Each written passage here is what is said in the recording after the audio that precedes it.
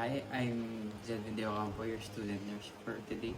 So today we will do the procedure called compress. So first is verify the patient. So sir, what is your name and date of birth? Then after, verify the doctor's order for the type of moist cold.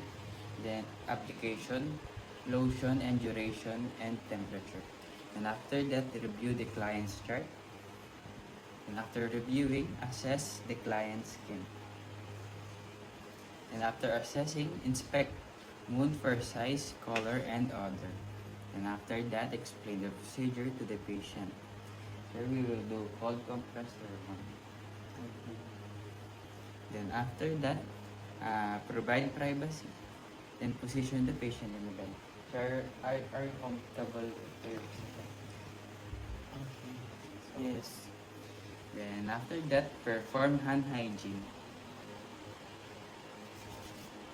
and wear gloves.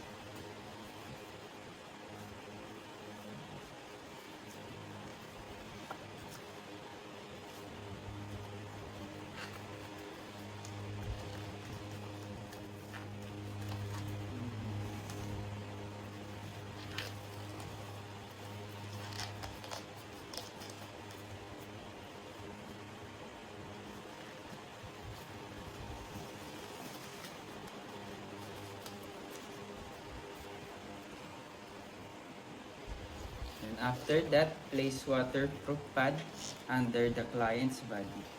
So assuming we place the waterproof bag under the client's body, then after that, submerge the gauze pad or towel into the water.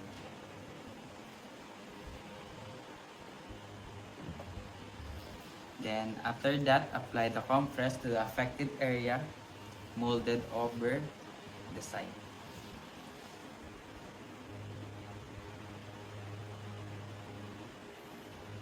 Then after that, remove and remoisten and reapply to maintain the cold temperature. Remove, remoisten, and reapply.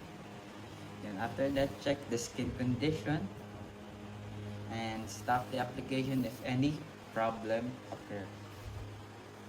And after that, remove gloves and dispose and perform hand hygiene.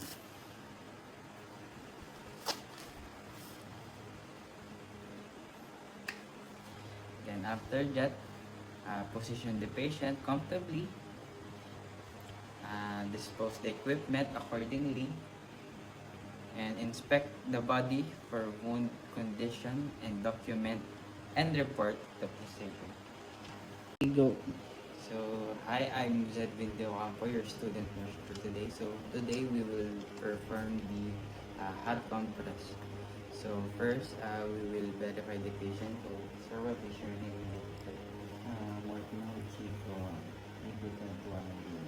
So, today we will do a hot compress. Okay.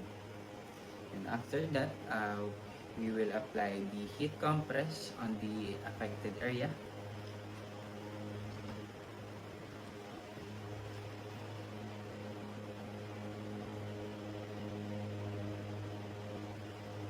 Then after that, we will inspect the wound for its condition. Then after that, we will document and report to the doctor.